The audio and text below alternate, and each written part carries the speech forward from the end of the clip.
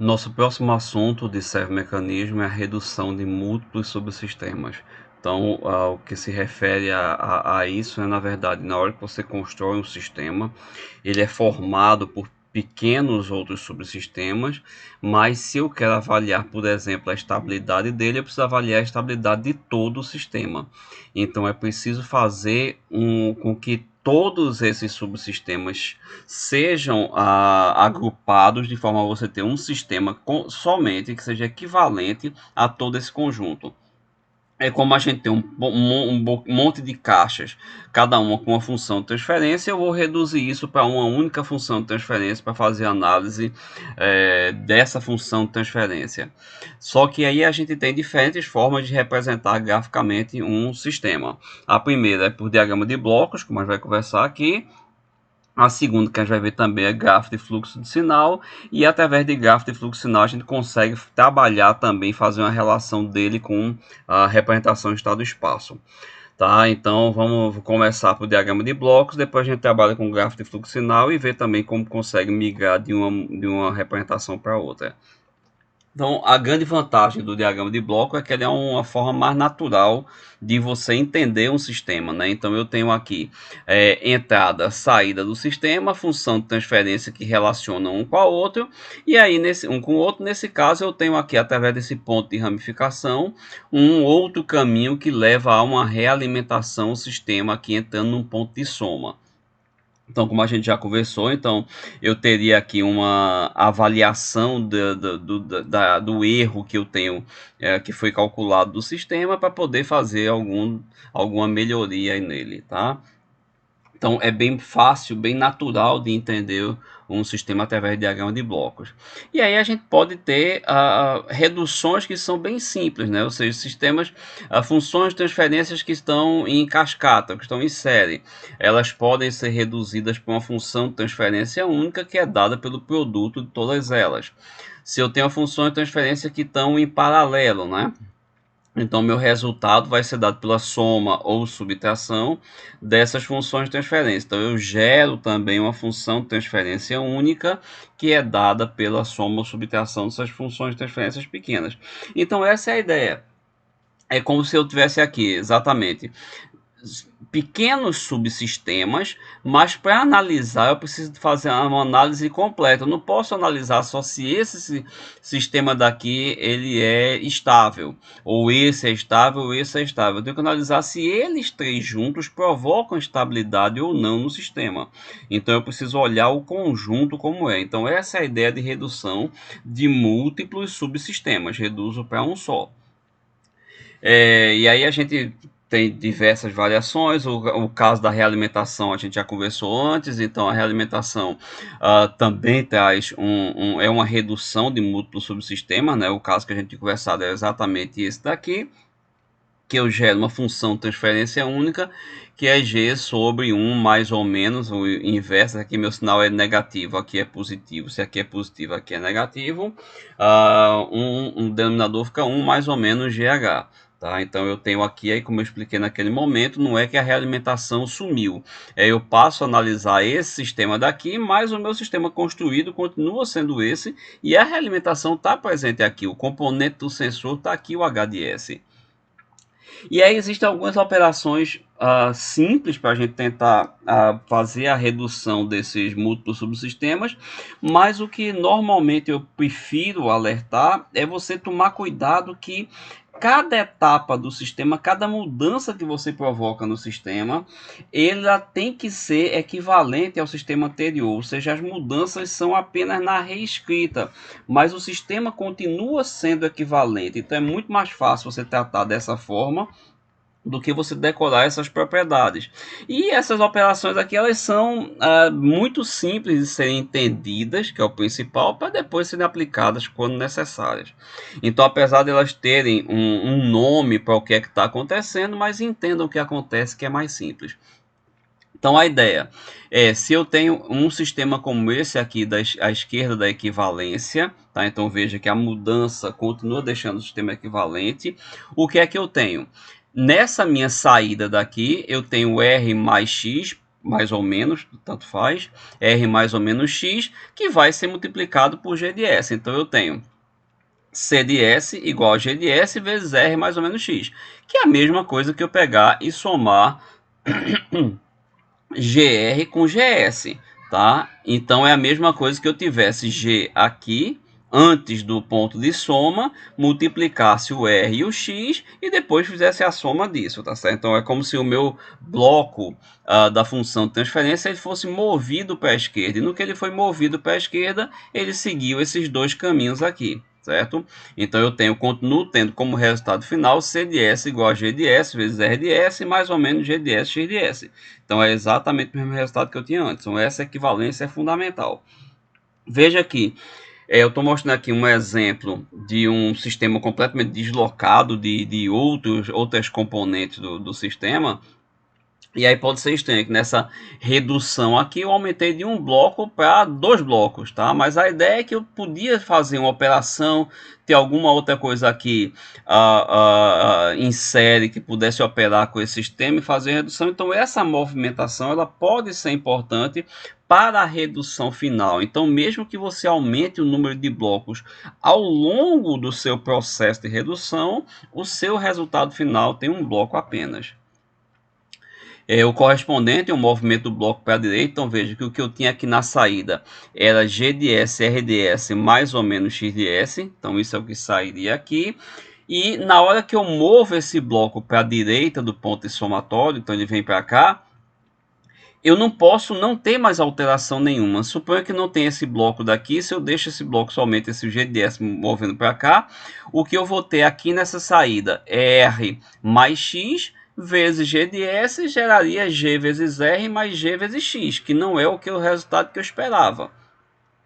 O componente que multiplicou o X aqui não existia, a gente tinha como sair daqui apenas o X.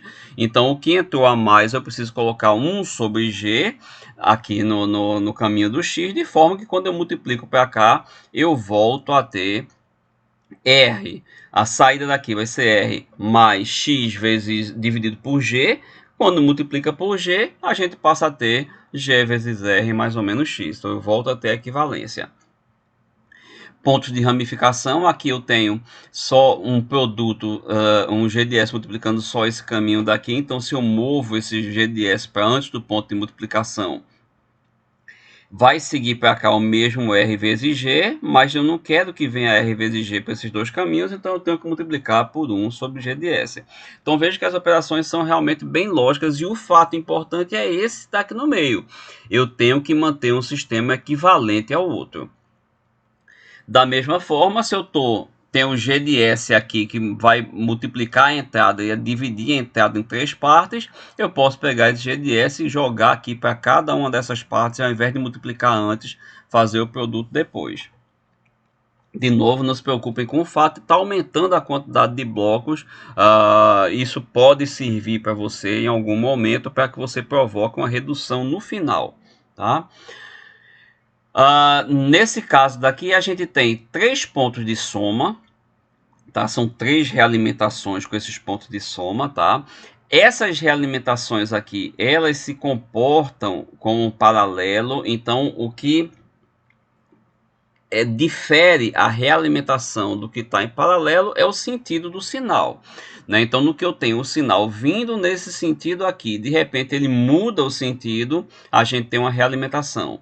Mas já aqui eu tenho o sinal nesse sentido, esse também. Então aqui eu tenho H1, H2, H3, eles são paralelos entre si. Então eu posso transformar esses pontos de soma em um ponto de soma apenas, que eles podem estar recebendo como bloco de entrada menos H1 mais H2 menos H3, ou como normalmente o ponto de soma, a realimentação, ela tem sinal negativo, indicando que a gente está fazendo algum ajuste, está medindo algum erro, alguma diferença, a gente pode colocar a realimentação negativa, e aí a entrada seria H1 menos H2 mais H3. É o que eu tenho aqui. Vejo aqui os sinais dele, e aí eu botando a alimentação negativa, eu tenho H1 menos H2 mais H3. E obviamente aqui eu tenho 2 elementos em série, então eu posso transformar esse em um bloco só, que seria G2, G3. Tá? Então eu passo a ter isso aqui como uma realimentação. E aí, como realimentação, esse bloco vai ser, esse conjunto aqui vai ser equivalente a G dividido por 1 mais G3, G2 que multiplica H. Então eu vou ter G3, G2 dividido por 1 mais G3, G2 vezes H1 menos H2 mais H3. Vai gerar um novo bloco aqui para todo esse componente que vai estar multiplicado por G1 porque eles estão em série, tá certo? Então tá aí o resultado que eu tenho, um sistema equivalente, para ir analisar esse sistema e verificar qualquer propriedade que eu queira. Bem, aí eu peguei agora um exemplo um pouco maior para a gente tratar, porque ele tem diversas características interessantes. Então, o primeiro ponto a você se preocupar quando você pega um exemplo desse tipo daí, é você tentar separar o que está de mais fácil nele. O que é que você pode cuidar dele primeiro, para ir simplificando o seu problema como um todo, tá certo? Então esse é o primeiro ponto a você trabalhar e descobrir qual é o início, por onde você começa no sistema desse. Então a gente vê que aqui nesse miolo a gente ainda tem muita complicação. Veja, você pode entender isso aqui como uma realimentação, mas isso não é uma realimentação simples, porque a gente tem um caminho saindo daqui. Então, se eu transformo isso tudo aqui num bloco apenas, esse caminho vai estar sendo. Vai estar em que parte desse bloco? Vai estar na entrada do bloco, na saída do bloco? Não tem sentido. Então isso ainda está muito complicado para ser trabalhado. Então o ideal que a gente pode fazer é, por exemplo, separar esse pedaço. Então aqui eu tenho uma realimentação que ela está somando, está subtraindo, não é relevante, mas está somando com essas saídas. Então se eu pego e separo esse bloco daqui e trato, eu vou estar também operando com o resultado que eu tenho aqui. Então eu posso pegar esse bloco, separar ele dos outros, tratar isso como uma realimentação, passa a ser uma realimentação simples, então esse bloco passa a ter função de transferência equivalente G3 sobre 1 mais G3H3, tá? Então isso já está resolvido, já fica isolado do seu sistema. E aí a gente passa a tratar o resto dos componentes. E aí uma coisa, não tem a grande dificuldade que você tem desse tipo de redução é que não existe uma maneira de fazer isso objetivamente. Você tem que fazer isso realmente passo a passo, fazer aos poucos e verificar o que é que vai acontecendo, lembrando de sempre ter uma equivalência, tá? E o que eu costumo comentar também, fazer uma analogia, cada caminho desse é como se você considerasse que ele é um fio, tá? Então eu estou seguindo um sinal por esse caminho. Só que é diferente de circuitos, no sentido de que eu não tenho aqui nesse ponto uma divisão da corrente, um pedaço vem para cá, um pedaço vem para cá. Não. O mesmo sinal que vem para cá é o sinal que vem para cá, tá certo? Então, esse é um ponto de preocupação para você, é manter o mesmo sinal seguindo os dois caminhos, tá? Bem, então o que a gente pode fazer agora é justamente tratar esse caminho daqui, né? Veja que eu tenho um problema que isso aqui é uma realimentação bem simples, só que esse fio aqui está me atrapalhando. Então eu posso tentar tirar esse cara. Então se eu tiro esse fio daqui e passo para cá, a gente vai ver o que é que está acontecendo.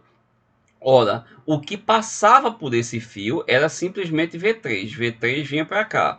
Na hora que eu coloquei o fio aqui, o que está vindo é G2 vezes V3.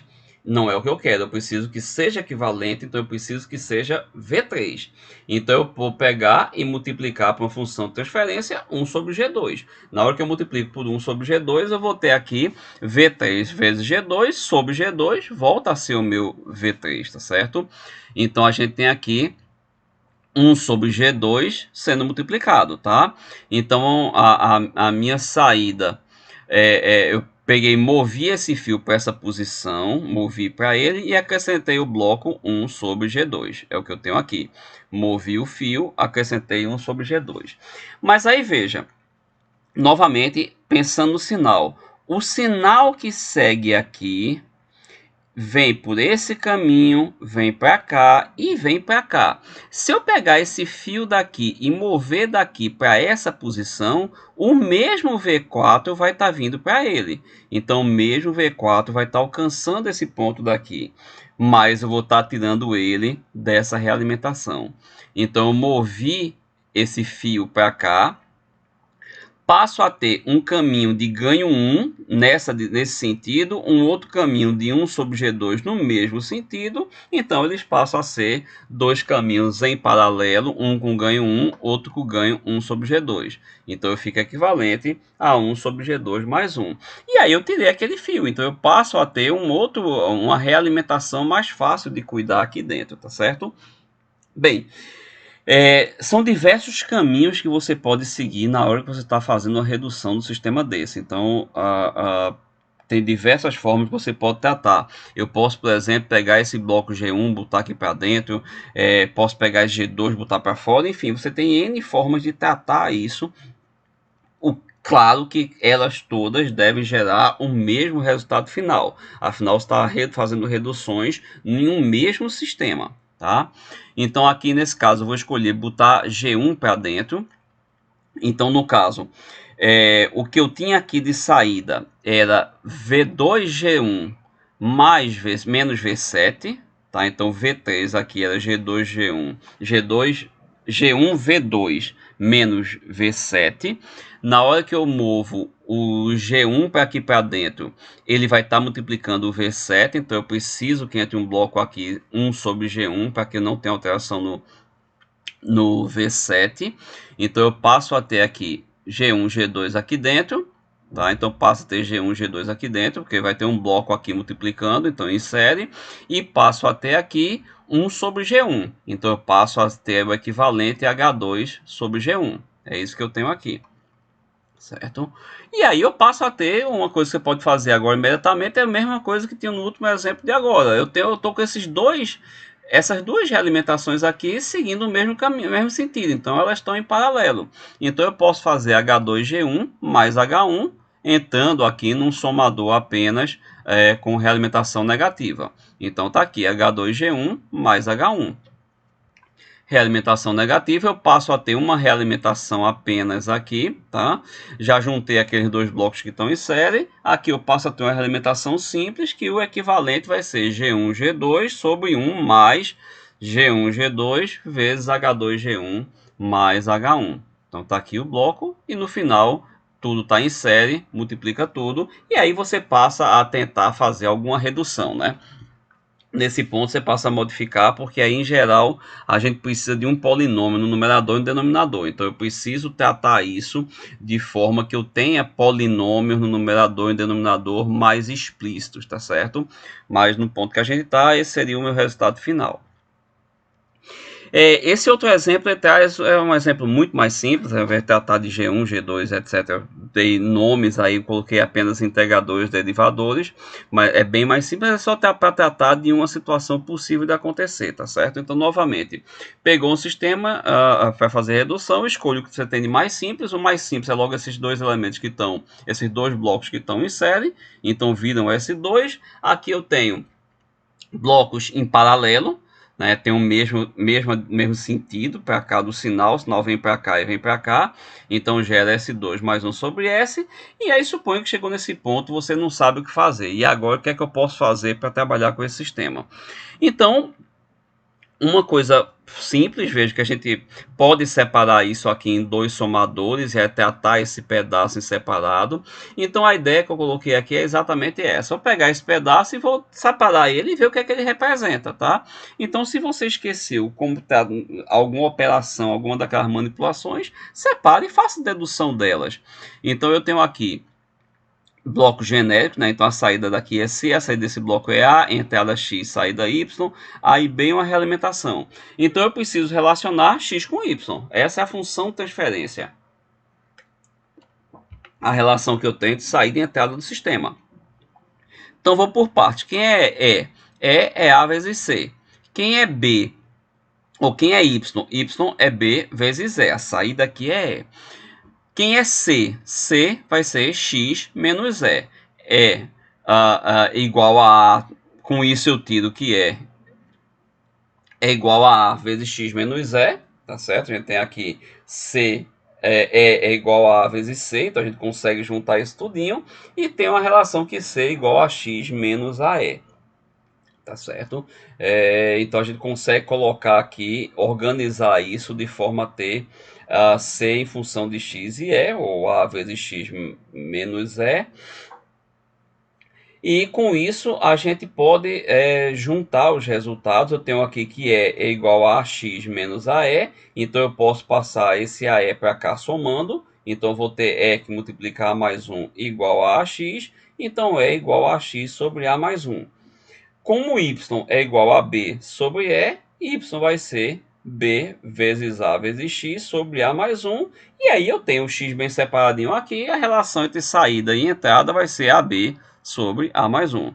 Voltando aos elementos que a gente tinha antes para A e B, a gente encontra esse resultado como sendo a função de transferência equivalente daquele pedaço. Com a realimentação com S, aí você chega ao seu resultado final bem direto. Então, na prática, o que eu quis dizer desse exemplo é exatamente isso. Você não precisa ter as operações de cabeça para fazer essas reduções. Tá? Então, você esqueceu alguma operação, tem que lembrar que cada etapa tem que se manter equivalente à etapa anterior. Então, tenta buscar, verificar o que é que está acontecendo com os sinais para você ter lá sua redução. Uma outra forma de representação gráfica de sistemas é através de gráfico de fluxo sinal. Aí é um pouco diferente do que a gente viu em diagrama de blocos, porque aí a minha função de transferência ela vai estar como sendo utilizado como um peso para o grafo, tá? Então eu tenho são grafos direcionados. Os nós vão ser os estados do seu sistema. Então eu tenho aqui, por exemplo, esse nó V, ele é R1G1 menos R2G2 mais R3G3. Então a função de transferência funciona como um peso que vai estar multiplicando aí pela entrada e levando a saída. Da mesma forma, a gente tem para cada nó de saída aqui, C1, por exemplo, C1 é G4 vezes V, tá certo? C2 é G5 vezes V, C3 é menos G6 vezes V. Então, os elementos que a gente tem, os nós, são sinais internos, como a entrada comum para vários blocos, o saída no somador, representar as variáveis que você tem. O caminho é a sequência de nós conectados na direção do fluxo, sem incluir nenhuma variável mais de uma vez. Caminho direto é caminho de entrada para saída, tá? Sem incluir nenhum nó mais de uma vez, então o caminho que você tem de entrada para saída. Malha, um caminho que se origina e termina no mesmo nó, é um laço que a gente tem em grafos. E ganho do caminho, o produto dos ganhos dos ramos que formam o caminho, né, das arestas que formam o caminho. Ganho de malha, o ganho daquela malha, daquele laço que você tem. Nó de entrada, o nó que possui somente ramos que se afastam dele. Nó de saída é um nó que possui apenas ramos que entram nele, que se dirigem a ele. E aí, por exemplo, a conversão, como a gente pode pegar um diagrama de blocos e reescrever como um gráfico de fluxo sinal, tá? Então, em geral, preserva-se entrada e saída. Então, eu tenho aqui entrada e saída do sistema. Lembrando que os nós funcionam como os estados que você tem, tá certo? Então, tá aqui as minhas entradas e saída, RS e R e C. Posso dizer que aqui eu tenho a saída V2, aqui eu tenho a saída V1, então eu coloquei V2, V1. E quem é V2? V2 é R vezes G1. Então eu vou ter um caminho de R para V2, seguindo o mesmo fluxo que eu tinha antes, de R para V2 multiplicado por G1. Quem é V1? V1 é essa entrada daqui vezes G2. Então é V2 vezes G2 vindo para V1. E quem é C? É essa saída que eu tenho vezes G3. Tá? Então eu peguei a saída V1 vezes G3, chegou em C. Tá? Então aí a gente tem a maneira de desenhar de converter um diagrama de bloco para um gráfico de fluxo sinal. Nesse exemplo daqui também é paralelo, tá certo? Então eu separei aqui sinal de entrada, sinal de saída, RS, um estado para cada um dos blocos que eu tenho, V1, V2, V3, e aí eu posso ter, vão estar multiplicados por G1, G2, G3, né, minhas funções de transferência, então tá aqui os meus 3 estados, e aí eu posso ter R vindo para V1 multiplicado por G1, de V1 vai para C multiplicado por 1, ou poderia ser o contrário, eu posso trocar G1 por 1 sem problema nenhum, né? São produtos, o que eu estou fazendo aqui no fim das contas é G1 vezes 1, que vai ser igual a 1 vezes G1. Aqui a mesma coisa, para passar por V2 multiplica por G2, então eu tenho G2 multiplicando aqui, novamente multiplicando por 1 depois, e novamente pode ser o contrário sem problema. Aqui eu tenho G3 multiplicado por 1, então novamente mesma coisa para chegar ali no caminho. Então aí a gente tem a escrita a representação gráfica em gráfico de fluxo sinal. Para uma realimentação, entrada e saída, R e C de S, tem um estado E de S aqui, você poderia colocar mais um estado com uma saída de H, mas não foi necessário nesse exemplo. Então R, E e C. Eu tenho de R para E multiplicado por 1. E segue para C multiplicado por G. Veja que C é G vezes E. Então C é G vezes E. E aqui de C eu tenho um retorno, justamente um caminho que volta para o estado E multiplicado por menos H, porque é nesse caso aqui utilizando um exemplo de uma realimentação negativa. Bom, e aí pegando aquele exemplo anterior, tá? Eu separei ele para a gente representar, fazer a conversão para gráfico de fluxo sinal. Então, aí está representado cada um dos estados que a gente tem. Nesse ponto, não se preocupe em simplificar estado, coloque todos os estados possíveis, entrada e saída para todos os blocos. Com o tempo, quando necessário, você vai poder reduzir esses estados. Nesse exemplo tem alguma redução também, tá? Então, o que eu tenho aqui, esse é o gráfico que a gente tinha antes. Então, o que eu vou fazer é primeiro colocar todos os nós que a gente tem para representar o sistema. Então, eu tenho um nó para R, um nó para C, sempre coloco primeiro entrada e saída, e os outros nós representando V1, V2, V3, V4, V5, V6, V7 e V8. Então tá aqui todos os nós. E a partir daí é tentar fazer as ligações que tem entre cada um desses nós, tá certo? Então é buscar essas ligações, buscar os caminhos que eu tenho. Por exemplo, de V2 eu tenho como entrada V1 multiplicado por G1. Então V2 recebe V1 nesse sentido daqui multiplicado por G1. Façam da mesma forma que antes, comecem primeiro pelo que é mais simples, tá? V3, se você seguir, olhar esse caminho daqui direto, depois você esquece as ramificações, mas esse caminho direto, V3 recebe V2, tá somado com V7, mas esqueça isso. Então V3 recebe V2, então tem um caminho direto de V2 para V3. Para V4 multiplica por G2, então para V4 multiplica por G2. V4 para V5 é um caminho direto também, então V4 para V5 direto. V5 para V6 multiplica por G3, então aqui a gente tem multiplicação por G3. Depois de feito esse caminho direto, e aqui multiplica por 1, que não tem nenhuma função de transferência de R para V1. Depois de feito isso, a gente trata dos outros caminhos que eu tenho, tá? Então você parar e fizer com calma, você vai encontrar esse gráfico de fluxo sinal para a gente, tá certo? Então, eu tenho o V4 retornando por V3, vamos ler lá. O V4 retorna para V3 multiplicado por menos H2. Então, tá aqui, V4 retorna para V3 multiplicado por menos H2. E aí, nesse caso, como eu falei, não poupe quantidade de nós nem nada, tá certo? Então aqui eu multipliquei por H2, depois multipliquei por menos 1, tá ok? Aqui eu tenho um caminho que é multiplicado por G1 e depois multiplicado por 1. Então claramente eu posso transformar isso aqui num caminho apenas que é só G1. Tá? A presença desse nó V2 não é relevante para a avaliação do sistema. Então é possível fazer simplificações. H2 e menos 1 vira menos H2. Aqui também H1 e menos 1 vira menos H1, certo? Então você pode simplificar depois de feito, tá? Bom, então aí você tem, e aí a grande vantagem dessa representação, exatamente que a gente vai ver agora no próximo exemplo, no próximo assunto, é que tendo uma representação em grafo, nós temos toda uma teoria de grafos para você poder aplicar em cima e poder caminhar pelo sistema, tá certo? Você tem um percurso em grafo, é o que existe, né? E você pode trabalhar com isso. E aí vem a regra de Mason, né? A regra de Mason ela serve exatamente para pegar um grafo de fluxo sinal e transformar numa função de transferência, tá? Então, e que facilita bastante que a partir desse momento você tem um grafo já você conseguiu construir o grafo a partir do diagrama de bloco, a gente consegue montar, extrair uma função de transferência de uma forma praticamente automática, sem precisar ter toda aquela preocupação anterior de lidar com passo a passo.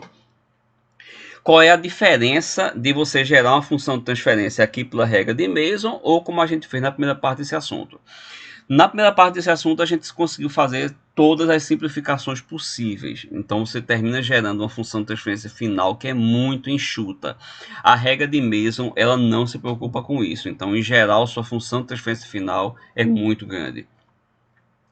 Então, suponha que a gente tem algumas definições antes da gente seguir. Suponha que eu tenho esse grafo de fluxo sinal, então eu vou ter o que se chama de ganho de laço, é o ganho que eu tenho em cada laço. Então eu tenho um laço 1 aqui, laço 2, laço 3, esse daqui, e um laço 4, que é por esse outro caminho. Laço 1 tem ganho G2H1, laço 2 tem ganho G4H2, laço 3 tem ganho G4G5H3, é o produto das funções de transferência, dos pesos que você tem no grafo, naquele caminho, e o laço 4 é G4G6H3.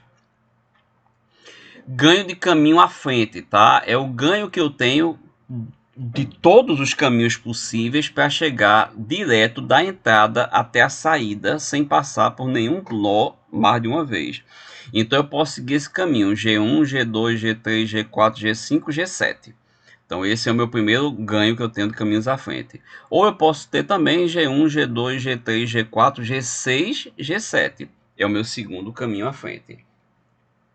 Laços que não se tocam, tá? Então eu preciso calcular o laço que não tem nenhum nó em comum. Isso tem uma regra bem fácil para a gente contar esses laços que não se tocam. Eu vou mostrar no exemplo ela de forma para vocês verem como ela é simples. Mas aqui, por exemplo, G2H1, ele não toca G4H2, G4G5H3 e G4G6H3. Ele não toca nenhum desses laços. Então, eles não se tocam. Já G4H2, ele toca G4G5H3. Ele toca G4G6H3. Então, eu não consigo fazer esses laços estarem nesse conjunto dos laços que não se tocam. Então, na verdade, nesse exemplo, apenas esse laço não toca os outros. E aí isso você vai calcular, vai buscar para todos os possíveis conjuntos. Laços que não se tocam 2A2, 3A3, 4A4. E aí, obviamente, quando chegar num ponto que encerrou, ou seja, se eu não tenho mais laços que não se tocam 3A3, eu não vou ter 4A4. Nem 5A5, nem nada. Tá? Então vai buscar até chegar nesse ponto. Bom, então...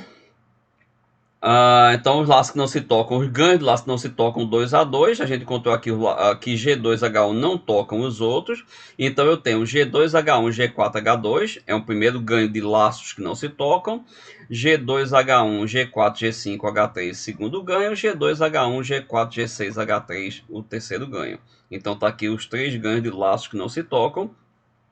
E, como eu falei nesse exemplo, não existem três laços que não se tocam. Logo, não temos ganho de laços que não se tocam 3A3, e aí 4A4, etc. Bem, aí a regra de Mason, novamente relembrando, ela transforma um grafo de fluxo sinal numa função de transferência. Então, a relação entre saída e entrada para o sistema, ela é o somatório para todos os caminhos à frente que eu tenho. Então, lembrando, nesse exemplo, a gente tinha dois caminhos à frente, um caminho à frente, dois caminhos à frente. Então, para os dois caminhos, todos os caminhos à frente que eu tenho, você vai calcular TK vezes ΔK sobre delta. Vou explicar primeiro TK e delta, depois eu explico ΔK. TK é o ganho dos caminhos à frente que eu tenho, tá certo? Então, aqui No caso, a gente tinha 2 caminhos à frente, vai ser o ganho de cada caminho à frente que eu tenho aqui, tá certo? Essa divisão é todo mundo é dividido por esse delta, então esse delta não é calculado para cada parcela do somatório, ele é um só para toda a função de transferência. Esse delta é 1 menos, observem a mudança de sinal, menos, mais.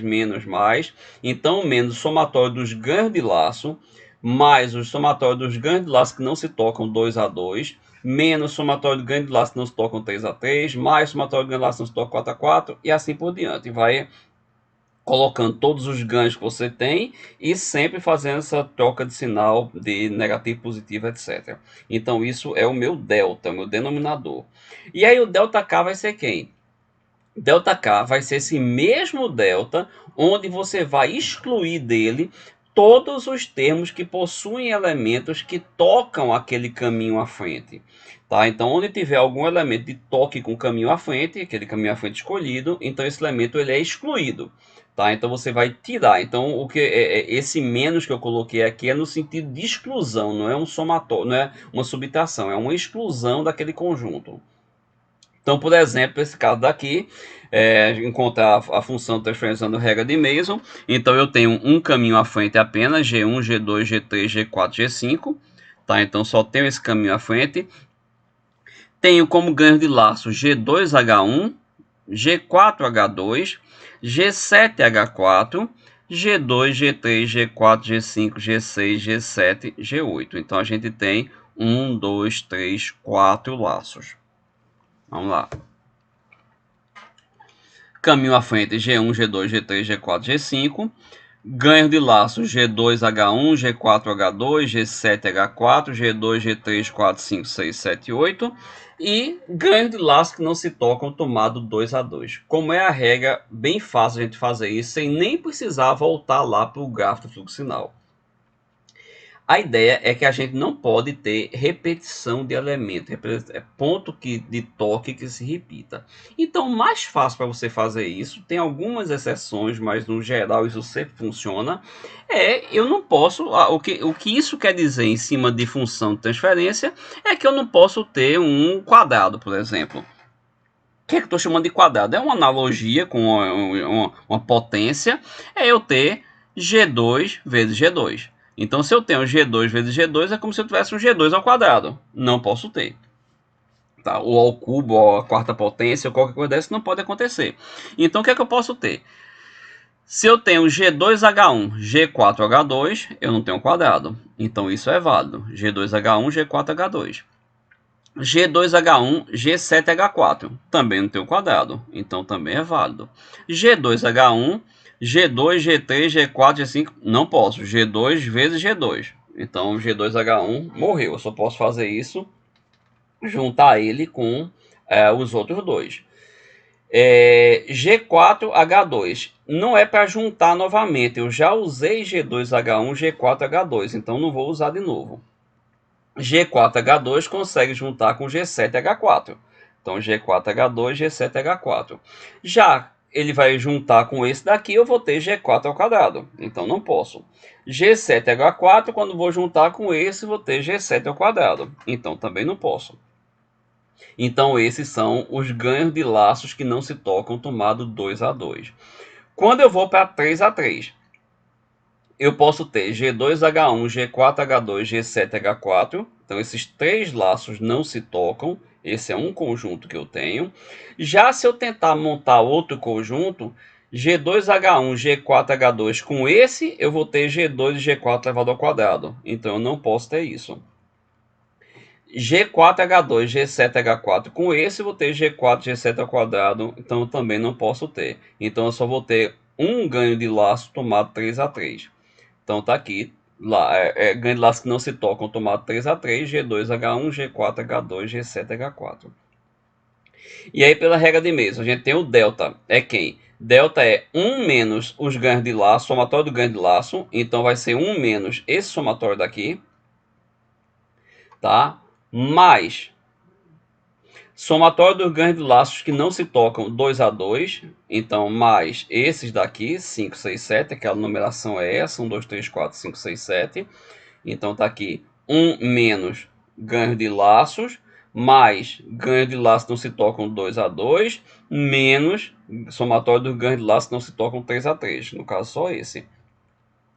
Δk, eu vou utilizar esse mesmo delta, mas vou retirar dele todos os elementos que tocam o meu caminho à frente. Então, no caso, por exemplo, meu caminho à frente é G1, G2, G3, G4, G5.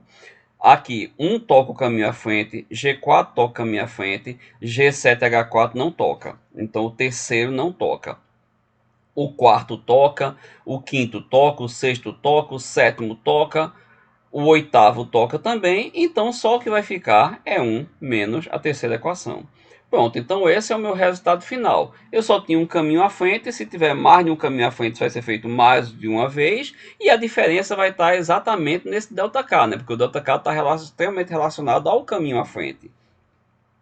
Nesse caso, a gente vai ter o caminho à frente, G1, G2, G3, G4, tá aqui, vezes ΔK, 1 menos G7, H4, então G1, G2, G3, G4 vezes 1 menos G7, H4, dividido por 1 menos esse somatório todinho, mais esse somatório todinho, menos esse resultado daqui que só tem 1. Então vejo que a minha função de transferência final fica enorme, mas isso pode ser feito facilmente pelo computador, porque na verdade tudo que a gente está buscando é ganho de laço. Então você está buscando laços, então a gente tem percursos e grafos que você consegue encontrar laços do sistema. Então essa é a regra de meias, não está aí meu resultado final quanto seria. E existe uma forma de a gente utilizar grafo de fluxo sinal para representar graficamente uma equação, equações de estado, tá certo? E aí veja, representar graficamente existem N formas de você fazer isso, mas aqui, a forma a ser utilizada tem que ser essa. Essa é a maneira de você ter um gráfico de fluxo sinal entendido como representando equações de estado. Então, suponho que eu tenho essas equações de estado daqui, tá certo? Saída, minhas variáveis de estado x1, x2, x3, e eu quero representar elas graficamente. Então, a primeira coisa, a gente vai ter isso, no fim das contas, veja, observe que o que a gente tinha, que a gente fez até agora, foi trabalhar tudo no plano S. Né? O grafo de fluxo sinal, a função de transferência é o peso da aresta, ela está no domínio S. E eu tenho aqui equações de estado que estão no domínio do tempo. Então a primeira coisa que eu tenho que fazer é representá-las no plano S. E aí eu vou ter variável de estado x1, x2, x3, preciso da variável, preciso de sua derivada. Então eu tenho x1, sx1, x2, sx2, x3, sx3. Minha entrada R de S, minha saída Y de S. E aí como é que cada cara desse se conecta? O fluxo é da entrada para a saída, tá? Então, é isso que eu comentei antes. A representação gráfica tem que ser essa. Tenho a transformada Laplace, minha variável de estado, a derivada dela fica à esquerda.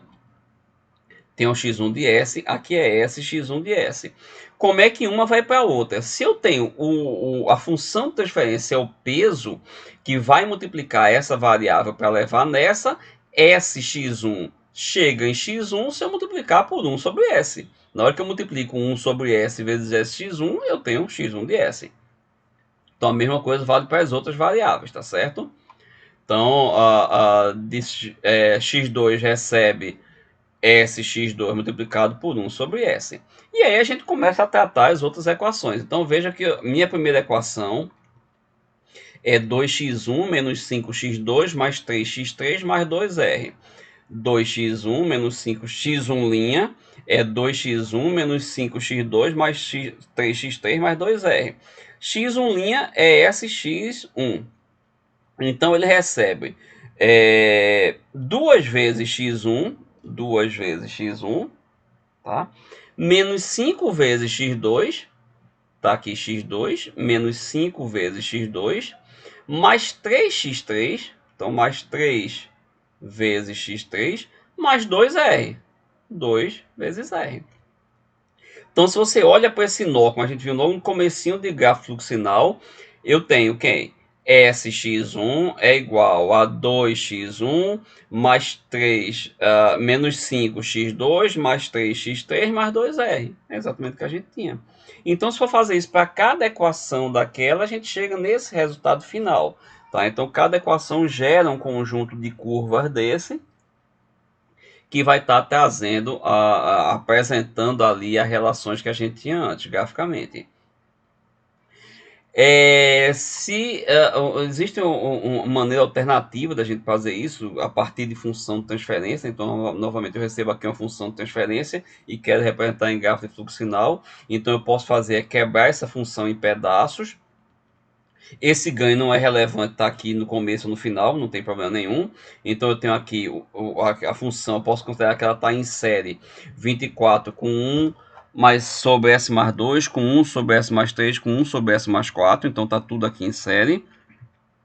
Só que aí, como seria um bloco, um gráfico de fluxo sinal para representar 1 sobre S mais 2 ou qualquer coisa, tá certo? 1 sobre S mais alguma coisa. Então, eu peguei aqui e coloquei. Minha função de transferência é essa, relação de saída e entrada, igual a 1 sobre S mais AI. Que é a mesma coisa que eu ter C vezes S mais AI igual a R, tá? Que é a mesma coisa que eu ter C vezes S vezes C, S vezes C, mais A I vezes CI, igual a R, tá? E se quiser calcular a derivada, é isso que a gente teria como transformada inversa. Mas no fim das contas, disso daqui a gente já tem muita coisa. Isso é uma estrutura bem parecida com o que a gente utilizou agora, que eu tenho um nó para a variável e um nó para a derivada dela. Então eu preciso de um nó para C e um nó para SC, e um caminho entre eles sendo 1 sobre S. Então eu vou pegar essa representação daqui e vou fazer em grafo. Aqui, C, SC, um caminho entre eles, 1 sobre S, onde eu tenho quem é SC. Quem é SC? SC é menos AI, CI, mais R. Tá? Se eu passo essa componente aqui para a direita, eu tenho que SC é menos AI, CI, mais R. Então, eu tenho a representação. Então, no fim das contas, qualquer que seja a minha função de transferência do tipo 1 sobre S mais qualquer coisa, o desenho vai ser exatamente esse, onde eu tenho aqui na volta, no retorno, na realimentação, o valor que eu tenho do polo. Né? Então, se eu tenho 1 sobre S mais 2, aqui eu retorno com o polo menos 2. Então, no caso, aquela função de transferência que a gente tinha, fazendo em série, eu tenho 24, então eu ganho só multiplicando. Aqui, um retorno menos 2, um retorno menos 3, um retorno menos 4, que é exatamente os polos que eu tenho aqui para cada função de transferência dessa. Tá? E isso facilita algumas coisas. Veja que se a gente for fazer agora o contrário, eu quero encontrar... eu tinha lá, a gente partiu de quê? De uma função de transferência, encontrei o gráfico de fluxo sinal, e agora eu posso pegar esse gráfico de fluxo sinal e tentar extrair quais são as equações de estado. Aqui eu já suprimi, normalmente é suprimido, mas lembrando que você mantiver o padrão, à esquerda da variável tem a derivada dela. Então, se você pegar aqui e olhar quem é x1', que é o sx1. Sx1 é igual a menos 4x1 mais x2. Ou seja, x1' é menos 4x1 de t mais x2 de t. x2', menos 3x2 mais x3, x3', menos 2x3 mais 24r. E a minha saída, C de S, é x1. Tá? Ou C de t igual a x1 de t. Então, está aqui a representação de estado de espaço, tanto em equações quanto em matrizes. Tá? Então tá aqui novamente a matriz do sistema, entrada, matriz de saída, tá? E a gente tem os polos do sistema, estão exatamente nessa diagonal principal da matriz do sistema. Eu podia representar também em forma paralela, então eu quebrei aqui na soma de três parcelas menores, e aí a gente vai ter exatamente a mesma estrutura para cada parcela dessa, só que colocando elas em paralelo, né? Elas partem de ramificações e seguem esses caminhos, tá? E da mesma forma a gente tem as equações de estado, né? Eu tenho que x1' é menos 2x1 mais 12r, x2' é menos 3x2 menos 24r, x3' é menos 4x3 mais 12r, e c igual a x1 x2, mais x2 mais x3. Então tá aqui, minhas equações de estado e c, x1, x2, x3, tá? Nesse caso daqui, tá aqui, no caso, formar matriz de sistema, formar matriz de identidade, isso é o que a gente chama de sistema desacoplado, porque nenhuma variável de estado é função das outras, elas são funções da entrada, mas x1 só é função de x1 mesmo, x2 só é função de x2, x3 só é função de x3, nenhuma interfere na outra. Nesse exemplo daqui, eu peguei esse exemplo só para mostrar o que é que a gente pode fazer numa situação que eu tenho um denominador, um s mais 1 ao quadrado, tá? Bom, então a primeira coisa aqui foi expandido em frações parciais, tá certo? No caso, vou fazer em forma paralela. E aí, o tratamento é o mesmo que a gente fez antes. Eu coloco em paralelo uma componente para S mais 1, para S mais 2, tá? Então, eu tenho aqui o S mais 2 está aqui. E aí, veja, o que é que eu fiz nesse exemplo daqui? Eu tenho o S mais 1, está aqui presente, tá? Então, essa parcela 2 sobre S mais 1 está aqui presente, 2 vezes S mais 1. Joguei ela já para a saída, multiplicando por menos 1/2, porque aí vai gerar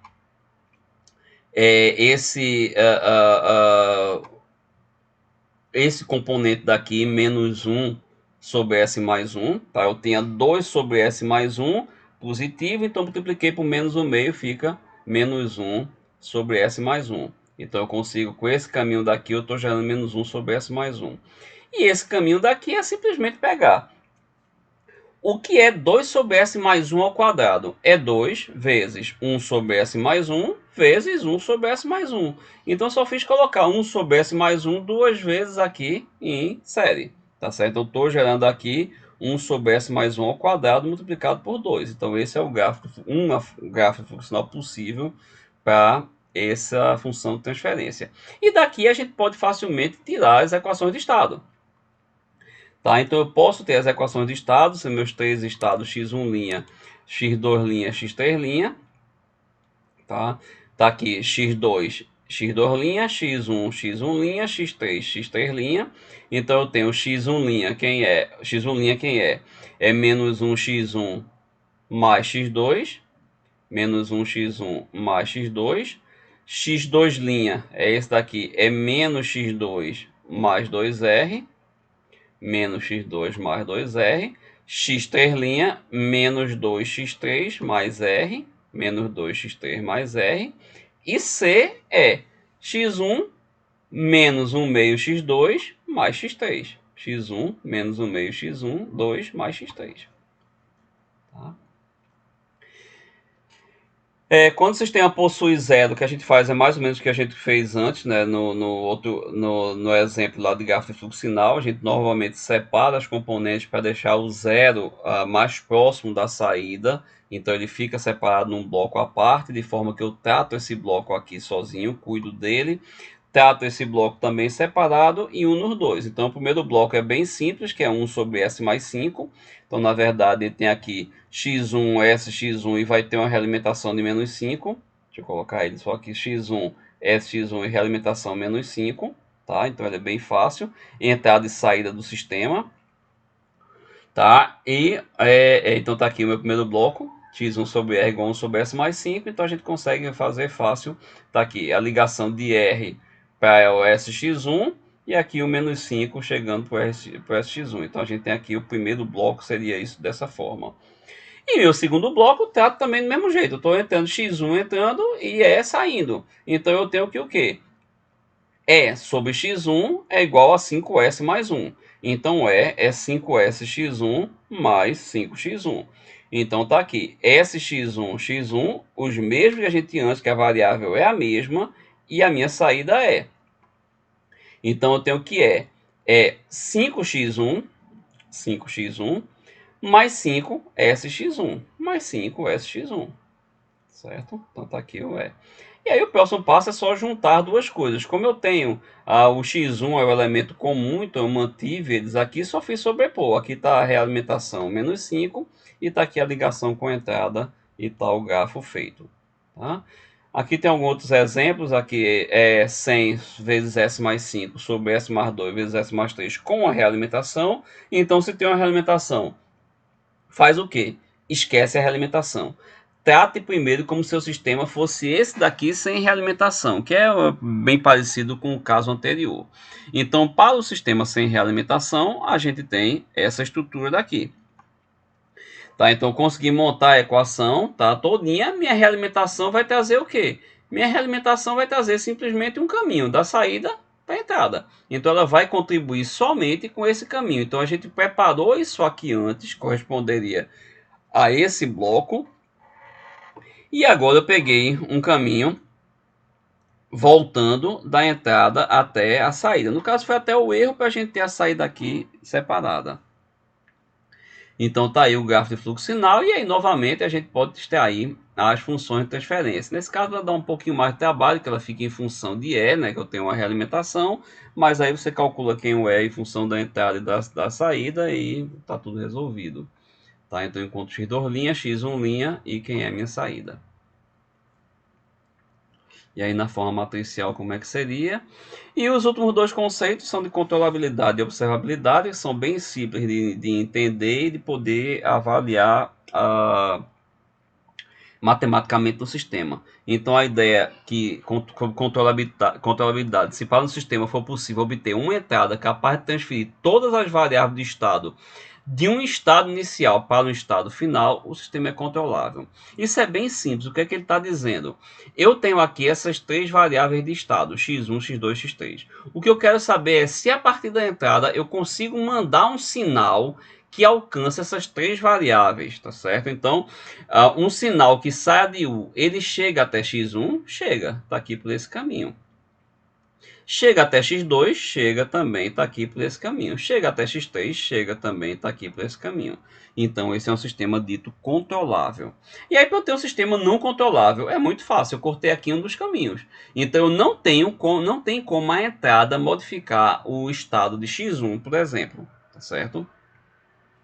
E aí, no momento que eu tenho as funções na forma, as equações de estado na forma daquela matriz A, B, C, D, tá certo?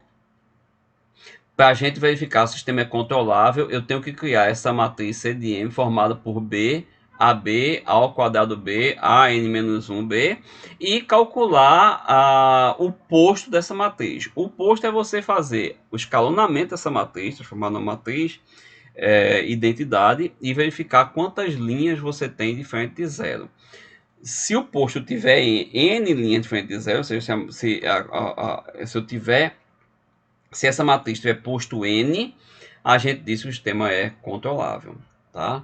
Você olhar esse sistema aqui abaixo, tá aqui a matriz ABCD dele, AB dele. Consigo formar a matriz B, AB ao quadrado B. Junto elas, calculo o posto, faço o escalonamento, a gente tem aqui três linhas não nulas. Então, posto igual a 3, que é igual à ordem do sistema, então o sistema é dito controlável. Observabilidade é bem parecido, só que agora eu vou estar olhando a saída. É se eu consigo, através do vetor de sinal, poder ser obtido a partir de U de t e Y de t. Então, minha preocupação agora é se todo estado consegue alcançar a saída do sistema.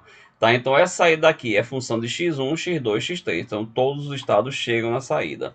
E aí, como não chegar, é simplesmente cortar um caminho, como a gente fez antes. Se eu corto esse caminho, então eu deixo de alcançar a saída a partir do estado x1. E aí, para verificar se o sistema é observável, tá? A gente vai trabalhar com a matriz C e a matriz A agora, a matriz do sistema e a matriz de saída, e vou montar essa nova matriz aqui. Lembra que a outra matriz é montada quase que em linha, né? As variáveis estavam em linha, claro que ela já era uma matriz, mas eu tenho em linha aqui. A matriz de observabilidade é montada em coluna, então ela tem C, CA, C vezes A elevado a N, C elevado a vezes A elevado a N menos 1. E novamente calculo o posto. Se o posto for igual a N, o sistema é dito observável. Tá aqui um outro exemplo, verificar a observabilidade do sistema. E aí tem um conjunto de exercícios sugeridos. A primeira parte de redução do múltiplo subsistema através do diagrama de bloco, ela é a mais delicada, é a que exige muita prática para que você consiga ter uma ideia de como fazer, de por onde começar e como seguir a partir dali. Então é o que eu recomendo que se gaste mais tempo naquela primeira parte para poder treinar bem.